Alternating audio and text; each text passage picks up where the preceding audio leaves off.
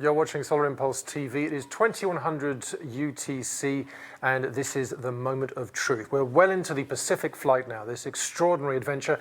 6 days and 5 nights, and Andre Borschberg is up there in the sky now, flying over the Pacific, and he's going to be there for some time yet. And where that noise is coming from, I don't know. It's probably from my... That's better. See, this is the problem of having two computers with you at the same time. But I wanted to have the computer open because there's a lot of interaction going on right now that I was looking at on YouTube, and lots of people are having a conversation right now, and we want more of this kind of thing. So if you're watching on YouTube, keep sending in your comments, or otherwise you can go to Twitter, hashtag #FutureIsClean, and we want as many of your comments as possible. And I'll see how many windows I keep open to see if I can make that happen again, which will be fun. So as I said, 2100 UTC, and behind me you can see over there, this is Energy Neutral Morning in just over 20 minutes time. And this is a really critical moment. It's going to be a critical moment every day from now until we arrive in Hawaii. And this is the moment when the sun's power is actually charging up the batteries and allowing Solar Impulse to rise in altitude. Every day it has to rise in altitude, and every night it has to use that potential energy and the solar energy that it's stored in the batteries to keep the plane powering on through the night. And so we've made it so far, and this will be the critical moment. We're going to be speaking to Bertrand Piccard, who's wrapping up an interview with a French radio station right now, and he will come over and give us more information from his point of view as the non-flying pilot who is going to be following this adventure every step of the way. That's coming up very shortly. But before then, let's take a look back again at the very beginning of this flight, a flight that we've been waiting for 12 years in all. But since we've been in Nanjing, it's been 5 weeks. It took us 5 weeks to get off the ground to make sure that the conditions were right. We had many false starts. We had many windows of opportunity that we were looking at that looked good for a moment, and then we had to wait yet again. But we always were making sure that we weren't increasing the risk, making sure that we were mitigating that risk, because there's no point in heading off because we're sick of being stuck on the ground and ending up with no plane and no pilot. There's a team of people working to my left here in Mission Control Center here in Monaco. Maybe we can see them now. They are working hard. Michi Anger is the flight director right now. Raymond Claire has taken a short break, but he'll be back soon. And you can see him there looking intently at all of the screens that you can follow as well via solarimpulse.com. And if you take a look now, maybe we can take a look at solarimpulse.com. If you haven't had a chance to have a look around the site, let's do that now. Let's see if we can take a look at the energy page first of all, which will give us an idea of the battery state of charge right now. Let's take a look at the website. Okay, now let's take a look at the energy page. Here we go there. So on the right-hand side now, this is something you can all follow at home. You can see exactly what's happening with the plane right now. And what we can see there is that the batteries are actually in quite a healthy state of charge for now. It doesn't look like they'll be going down to anything that's approaching a critical level. And again, around about 20 minutes time, the batteries will stop decharging, and the power of the sun will again start hitting the solar cells to the extent that the batteries will recharge. And we'll have more information from one of our mission engineers soon. But as I said, let's head back now to the beginning of this adventure to see the takeoff from Nanjing, which took place yesterday evening UTC.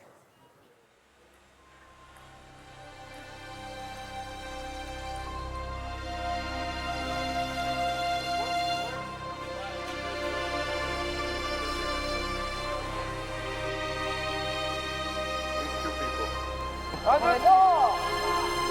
believe I can fly.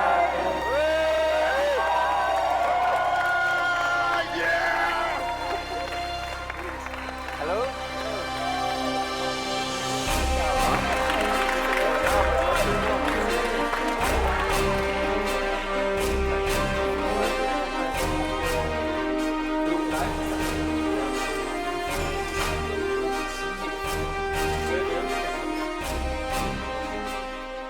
No, I think I have a great feeling today, completely different than a week ago. For a lot of reasons, I think we learned also from last time. The window is different. The window is stable. the corridor to bring us to the point where we cross the front is stable. And we had many things coming into place now, which makes me believe that we have a right window.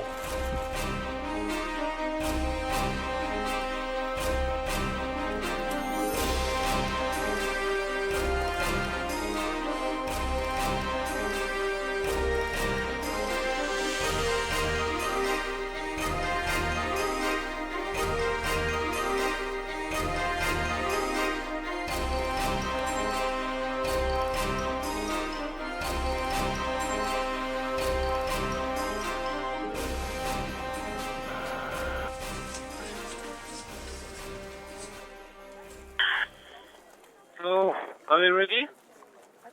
André, my solar brother, that's an incredible moment.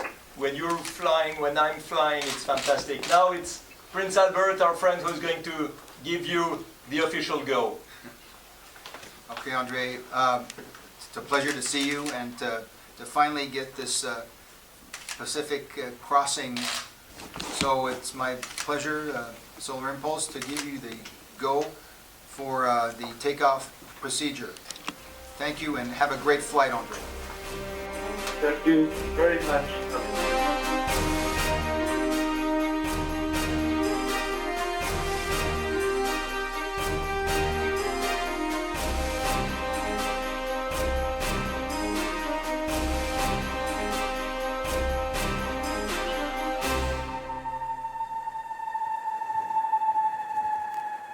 Bon vol, André. Our hearts, our soul, our love are with you. Be safe, drive carefully. We'll see you on the other side. The dude with the hat, by the way, was Gregory Blatt there, head of marketing and communication, who I'm sure is following this intently. And we are well into it now. The moment of truth, the crossing of the Pacific from Nanjing to Hawaii, something that's never been done before in the history of aviation. A solo pilot flying for this long, well over the 120 hours that we had initially anticipated. And you can see there the countdown, 15 minutes until our first really critical energy neutral morning. If we hit this right, then we can carry on the adventure right through until the following evening. And this is the moment at which the solar power from the sun starts hitting the cells and powering the plane and also recharging the batteries, allowing Solar Impulse to continue its flight path as predicted and flying to a higher altitude. And the man who's there is André Borschberg, up there in the sky, on his own in some ways, but not because we're all down here. We're with him every step of the way. The guys from the Mission Control Center who are doing everything they can to keep the pilot safe and to keep the plane in the air. Constantly tweaking the flight plan because it's all based on modeling, on simulation by our expert simulation team, our expert meteorologists, but of course we sometimes come up flat up against the reality of the situation, which can sometimes be different, so we have to constantly rework the plans that we put in place to make sure that we get to our destination, Hawaii, around 6 days and 5 nights. It is quite an extraordinary feat. Well, why don't we now take a look at an interview a little earlier today with Vincent Colgrave, who, if we can go to camera 5, he's standing right over there. You see, he's filming me, so why don't we film him filming me? That's what I call meta-communication. There you go, you can see him doing that now. And Vincent, who stood in admirably for me yesterday, good job, Vincent, by the way. See, I'll wave at Periscope there. Thank you very much. He spoke to André Borschberg a little earlier today. What time was it, Vincent? It was 2 hours ago. About 2 hours ago. There you go. So it's pretty much up to date. And here's what he said. You are reaching 1 day, La. It's really the moment now. I'm looking at the screen. It's written 1 day. It's been 24 hours you are flying. How do you feel? I feel great. It was a fantastic week. I'm not so far yet. It was a fantastic day, but also a very special night. The first night on board of this airplane. And the first night really sleeping, because I never did this in the past. To find a way to sleep, to get away from the flight controls, to get away of what the airplane is doing, let the airplane fly, and resting on the seat, the eye closed, and going into sleep. That was something extremely strong, because because as a pilot you never do this effect. You know, when you feel tired, you fight against that. And that's the first time I could accept it and I could do it. So that was a very special moment. And now you are above the Japanese sea, so you are going to see the sunrise above Japan. Is it correct?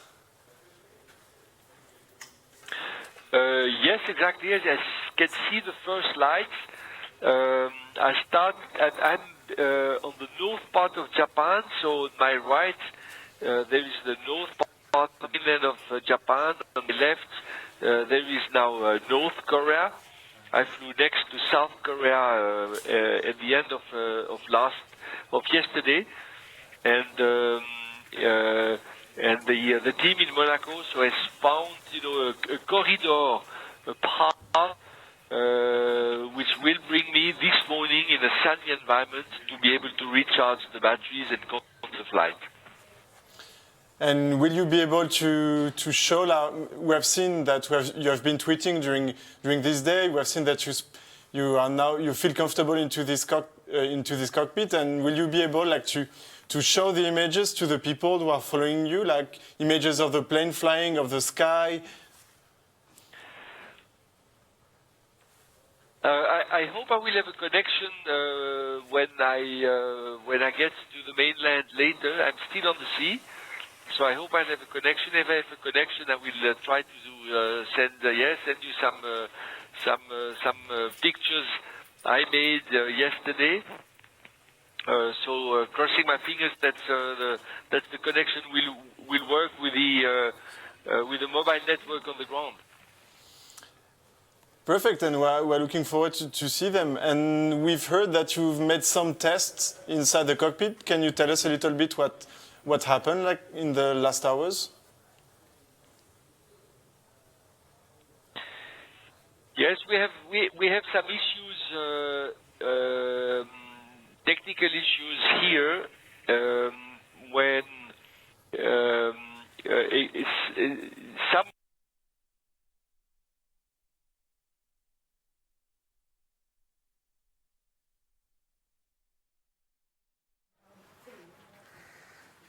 Okay, you're back with Solar Impulse TV live, and you could see there Vincent Colgrave from the web team who was speaking live to André Borschberg, and a very positive chipper, André Borschberg, so far, I have to say.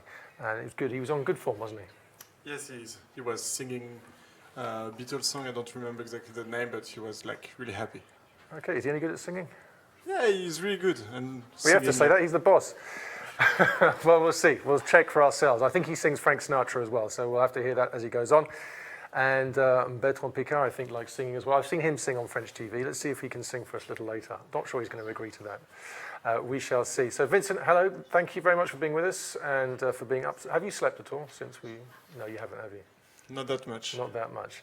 We're here to talk about Future is Clean, and as I said earlier, we want lots of comments from you on YouTube, and there are loads of conversations going on between people who seem to be forming relationships.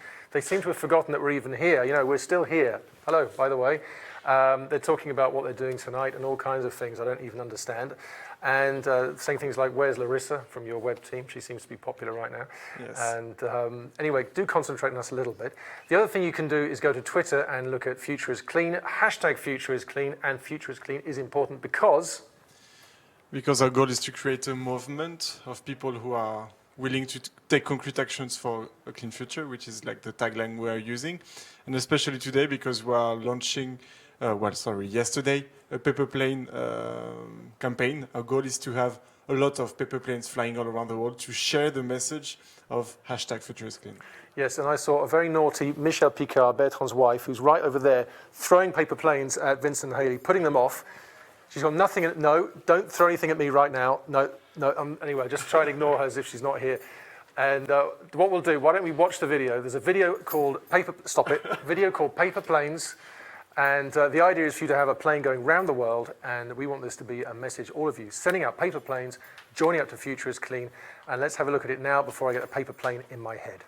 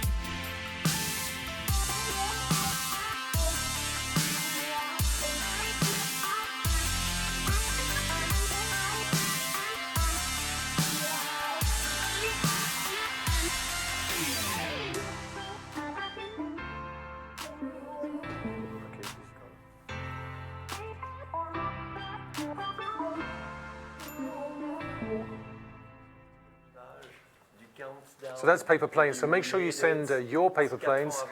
Take a video, just like those videos, send them in to us at solarimpulse.com, any format you like. Our guys will deal with the rest, and we want to have the longest non-stop paper plane flight ever seen. And Michel has stopped throwing paper planes at me for a moment. Bertrand Piccard is with me here, initiator and chairman of Solar Impulse. Hello, how are you today? Yes, hi.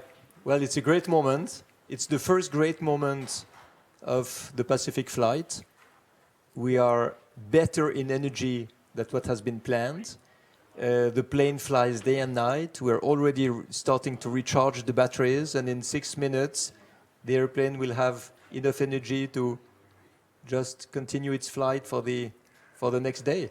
So we have an airplane of perpetual endurance. It's extraordinary. And now looking at the flight time so far, it has been 26 hours and 37 minutes since this plane took off. It's extraordinary. Yes, but you know, I'm dreaming about a plane of perpetual endurance since 16 years. And we had the first prototype who made a first cycle, but very light airplane. It was not a plane to travel. It was not the plane of the round the world. And now it's the plane of the round the world. It's the real one, with a pilot who can sleep on board, with toilets on board, with oxygen for 8 days, for crossing oceans. And this airplane flies perpetually. It charges the batteries during the day. It uses the batteries at night. It reaches the next sunrise. It continues. And now we have the proof. And it's absolutely fantastic. And the work our engineers have done is great. I saw Peter Frey, one of the leading engineers of the team, 5 or 10 minutes ago. He was looking at the curve that he has calculated, and we have the reality on top of it, and it's even better. So it's just fantastic. And Peter told me, Bertrand, I finished my job. I had to make a plane that was able to do that, and here it is. What's your role here, Bertrand, as the non-flying pilot at the moment? I mean, you've got a big exploration background. Is it really to pass on the things that you learned on these human endurance feats? Yeah, of course, there is a lot of things I can teach André about exploration. André teaches me about airplane flying, because André is the most experienced airplane pilot of the two. I'm the most experienced explorer, and here again, our friendship is about cross-feeding each other. And at the end, I think he will end up as an explorer psychiatrist, and I will end up as an engineer, airplane pilot, because we teach so much to each other. It's a fantastic friendship in that sense. It must be very tempting. Now there are a lot of other things to do here than helping André or talking to him. What is really important here for me is to really understand what happens, how the calculations are made, how the simulations are made, because when I'm going to fly for the following oceans, I need also to be able to trust completely what's being done here. And there are also important decisions that only André and I can do. And the best way to make this decision is to have one of the two in the airplane and the other one here in the Mission Control Center. We had a great first 26 hours. The next parts of the Pacific are going to be really difficult, really challenging, front of bad weather to cross. The decisions of how we do it and if we dare to do it has to be done by André and I. I have all the information from here. He has all the feeling from the airplane, and both together will make these decisions in the next hours. Well, we're very lucky to have Bertrand with us. Bertrand will have to leave to join André, so he's there in Hawaii when he arrives there. So if you have any questions for Bertrand, keep sending them through to YouTube and send them through to Twitter, #FutureIsClean, and Bertrand, I'm sure, will do his best to answer them the next time he's with us on SITV. Now, if you can look over to the screen here, Bertrand, we can see just 2.5 minutes to go until this moment. Now, as you said, things are better than we had expected. We're not in any real danger. The batteries aren't about to be completely discharged, but this is always going to be the tense moment right now, and also in the preparation as well. Yes, because if you have cirrus clouds, these layers of cloud of high altitude which hide the sun, the plane might arrive at the end of the day with batteries that are not fully charged. Or if we have some turbulence or downdraft during the night, the airplane might need more energy to stay airborne. And if we have very little margin of safety, we can end up in the water. Now what we see is that everything goes well. We have more margin than planned, more margin. And when the people see here 1 minute 42 seconds, what does it mean? It means that in 1 minute 42 seconds, now 1 minute 37 seconds, there will be enough energy to make a flight level, a flight at flat, without descending anymore, and without using more energy from what we receive. So this is the turning point. It's the moment from which the plane can start to climb again, because it has more energy than what it uses. So this is what we call energy neutral morning. And that moment shows that this plane now can fly forever. And I think it's also important to say that we're very soon in completely uncharted territory. I mean, 5 years ago, this happened with the first Solar Impulse plane, and we got to the 26-hour mark, and that was it, really. The point had been proved with Solar Impulse 1. And here, as we go on, we're breaking new ground every hour. Yes, and the first airplane did it over Payerne in Switzerland. It could land any time if there was a problem. Here we cannot land every time if there is a problem. We're over an ocean. So it's completely different. It's, it's an act of faith. You just go because you believe it's going to work, and that's what we did yesterday when we took off. And the other big difference, of course, is that we're being over an ocean. There's going to be a point very soon where there's no way back. It's Hawaii or bust. Yes, but meanwhile, there are other airports in the region. There are also other islands with airports, and we have not yet decided that we can fly over the bad weather. There we go. Here. There we go. Energy neutral. We've made it. Energy neutral. This is a fantastic moment, you know. Maybe people don't understand what it means for science, for technology, for renewable energies, but it means that today, only on solar power, with clean technologies that can make an airplane energy efficient, we can fly forever with no fuel. That was my dream. It became the dream of André, it became the dream of the team, it became the dream of hundreds and maybe now millions of people who are following this project, who are supporting this clean technology philosophy. And now it belongs to everybody. Now we see it works. Fantastic. Thank you very much for being with us, Bertrand Piccard, initiator and chairman of Solar Impulse, spending some time with us. And Bertrand, you'll be back with us tomorrow, I hope? Yes, well, I'll be back every day, and if it's not in the MCC, it will be in the cockpit of Solar Impulse for the next leg. Of course it will, and thank you very much. So again, send your questions for Bertrand Piccard, and we'll try and see which of those he will answer for us to YouTube or hashtag #FutureIsClean on Twitter. And that will be, well, quite frequently. We're going to be on air quite a lot. We'll be on air for the briefings, energy neutral morning, energy neutral evening, and anything else we can fit in until we fall asleep. We won't fall asleep, though, because we'll be like the pilots. We're going to manage our energy efficiently. We're going to have short rest breaks and come back to you as often as we can. You're watching Solar Impulse TV live, and you have just witnessed the first critical, not the first, but the first critical energy neutral morning. There'll be many more to come, many more sunrises for André Borschberg to enjoy between now and his arrival in Hawaii. Now, this, of course, is a very high-risk adventure that we're embarking on right now, and we've been showing you many different ways in which we've tried to mitigate risk. Oxygen, of course, is a big issue because this is a completely unpressurized, unheated cockpit, so after he gets to a certain flight level, the pilot has to use an oxygen mask. And we put together a short video to explain a bit more about the many high-altitude risks associated with Solar Impulse. The pilot flies for up to 120 hours and climbs up to 8,500 meters each day in an unpressurized cockpit of less than 4 cubic meters. Flying for 5 consecutive days and nights requires the stamina and training of an endurance athlete. The pilot must be physically and mentally prepared to be alert at the controls for such a long period of time, and the cockpit's been designed to aid the pilots in these extreme conditions, with both André Borschberg and Bertrand Piccard having trained in 72-hour flight simulations monitored by a team of nutritionists and health scientists. The pilot has an oxygen system because the cabin behind me is not pressurized. So we fly to 28,000 feet, 8,500 meters is the maximum altitude. And there's very little pressure in the atmosphere at that altitude. There's still 21% oxygen but the pressure your body needs to be able to ingest that oxygen is not high enough. This is very dangerous because the pilot can very quickly pass out. The time of useful consciousness at such an altitude is between 1 minute and 1.5 minutes. So we have to provide a supplemental oxygen system. So the pilot has an oxygen system on board, which gives him pulses on demand and mixes it with the ambient air at that altitude. We also have to consider the fact that we're climbing from a very low altitude from the first day, sea level approximately, to 8,500 meters. And this is difficult on the body for risks of decompression sickness.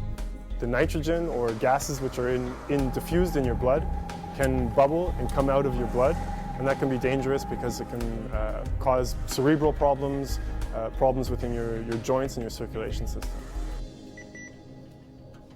So the Mission Control Center will make the tracking of the pilot health and oxygen consumptions. So we have a checklist for that. Every hour we will ask the pilots different questions about his health, fatigue, and so on. We'll also ask for the readings of the oxygen quantity on board. And we are quite good experienced about the mood of the pilot. And this is giving a lot of information for us. But for sure, it will be a very important subject because to fly 120 hours or so, I think the pilot need a good support from the Mission Control Center. Also, you know, they have to do some physical exercises, and normally when you are flying, you don't seek to do this. So it's our role in the Mission Control Center to suggest the pilot, if you have some time now and you are easy, so make your yoga or exercises like this. Each day, Solar Impulse will climb to the height of Mount Everest, 8,500 meters, and then glide to below 3,000 meters during the night. This change in pressure can affect the pilot, even with their oxygen mask, and they both train for altitude sickness and the effects of decompression on the body. Within the cockpit is a first aid kit that can be used to relieve some of the initial symptoms of altitude sickness. During the flight, a dedicated team will monitor the pilot's heart rate, blood oxygen level and vigilance levels, also tracking the sleep periods. Above 3,000 meters, the pilot must use an oxygen mask to continue breathing. SI2 is equipped with oxygen bottles that the pilot will use at a rate of 1 per day, so there's a spare with a backup system for the most challenging flight of 5 days across the Pacific Ocean. And as you were watching that, Henri Borschberg just suddenly got up out of his seat and there you go, look, back again. Now, what you can see there is the interior of the cockpit. This is live coming to you from the Pacific. Henri Borschberg with the seat fully reclined, and he is currently in a rest period. He's doing some exercises there. Now, to get himself relaxed, Henri Borschberg uses yoga and meditation. He's been practicing yoga for a number of years, and he says it helps him to get to an extremely relaxed state extremely quickly. So, as you probably know by now, the maximum rest period for these pilots is 20 minutes. But the fact that they can get in such a relaxed state means that those 20 minutes are worth around about 3 hours for us mere mortals. And they can take several of these rest breaks throughout the day if the air is calm. And this is another big issue for all of the team who are simulating the flight trajectory from now until Hawaii, is to make sure that the air will be calm at the critical periods during the night so the pilot can rest, because of course if he can't rest, he won't have enough energy himself to make it to Hawaii, even if the plane can. Now you can keep watching those images, of course, non-stop. As for us on SITV, the next rendezvous is after the briefing. We have briefings twice a day, every 12 hours. At 0 UTC and 12 UTC. So once the next briefing is finished, around about 0:30 UTC, come back to us and we'll get a bit of a recap from the mission team on what's been happening since we last spoke to you. So stay tuned to solarimpulse.com and keep sending in the messages, and don't forget Future is Clean, hashtag Future is Clean, send in your comments, and also you can send in your comments and keep chatting on YouTube. You don't need me to tell you to do that, you're doing it already. And now people are going to throw paper planes in my face. Go on then. You missed. Paper planes. Keep sending in your paper planes. Hashtag Future is Clean. All those videos again, and we will be showing you the paper plane video. I tell you, why don't we show it now, because it was so nice. Why don't we play out with that? Paper planes, the new paper planes video here on Solar Impulse TV. See you soon.